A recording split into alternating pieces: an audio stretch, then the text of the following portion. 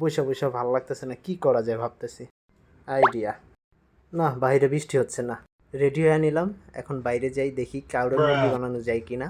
আল্লাহর নাম পুরা বাইরে হয়ে গেলাম, বাসার নিচে চলে আসলাম, হাঁটতেছি, এখন যাচ্ছি, ভাবতেছি কাউরে মুরগি বানানো যায়। ওয়াকওয়েতে চলে আসলাম, নিজের একটু দেখে ওমা নায়ক নায়ক ভাব, ও নদীর পানি দেখে গোসল করতে মন চায়, কিন্তু সাঁতার যে পারি না। ও চাচা মাছ কয়টা ধরছে? হাঁটতে হাঁটতে চলে এলাম টার্মিনাল। কিরে মোটু পাতলু, তোরা কই থেকে আইলি?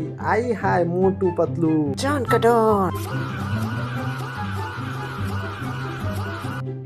যাইবার জোলাটা দেখো। এখন যাইতাছি যাইবার জোলা ভরতে, আশেপাশে দেখি কিছু আছে ও মুড়ির দোকান। এখন দেখেন যাওরা জোলা ভরবো কেমনে, এই দেখেন এই যে মুরগি বানায় ফেললাম ওর ঘরে। হুট করে দেখি ক্যারাম বোর্ড, তাই আমরাও নাইমা পড়লাম ক্যারাম বোর্ড খেলতে।